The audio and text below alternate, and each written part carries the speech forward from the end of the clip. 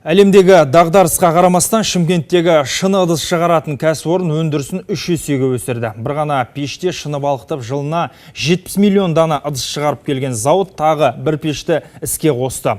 Ол Қазақстан Даму банкының өндіріс саласын қолдау жобасы аясындағы мүмкін болған іс. Сөйтіп, бұл зауыт ең озық технологияны қолдану арқылы жеңілдетілген шыны ыдыс шығаруды бастады.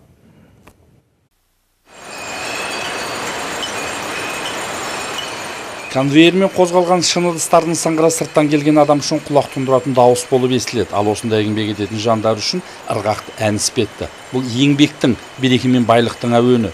350 адам жұмыс істейтін кәсіпорындағы жабдықтардың барлығы автоматты түрде басқарылады. Сапаны қырағы көз маман, сосын лазер сәулесі қадағалап отырады.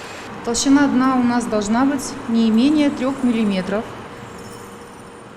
Шыны бөтелкенің түбінің қалыңдығы 3 мм-ден кем болмауы тиіс. Енді қабырғасының қалыңдығын тексеріп көреміз. Ол 1,2 мм-ден жұқа болмауы керек. Біз әр жарты сағат сайын шығып жатқан ыдыстың арасынан 14-ін алып, осылай тексеріп отырамыз. Мұнда жақында ғана екінші шыны балқытатын пеш іске қосылып, жылына 210 миллион дана шыны ыдыс шығара алатын болды. Өндіріс 3 есеге артты. Ал нарықтағы бәсеке өндіріс шығынын азайтуға итермелейді. Сол себепті зауыт жеңіл шыны ыдыс шығаратын технологияны іске қосыпты.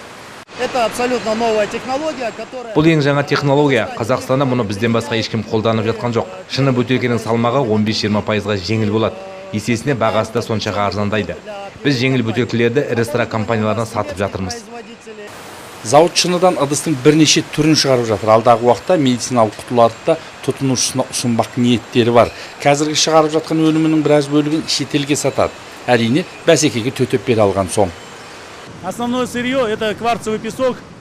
Шыны өндірісіне керекті негізгі шикізат ол кварц құмы. Біз оны Қызылорда облысынан аламыз. Шикізат өзіміздікі болған соң, өніміміз сырттан тасылатындарға қарағанда әлде қайда арзан. Кәсіпорынның жеңіл шыны ыдыс алғысы бар компаниялардан келісімшарт жасауға бірнеше ұсыныс түсіпті. Әбдез Рахманұлы, Нұрмахан Бегмұратов, қорытынды жаңалықтар, Шымкент.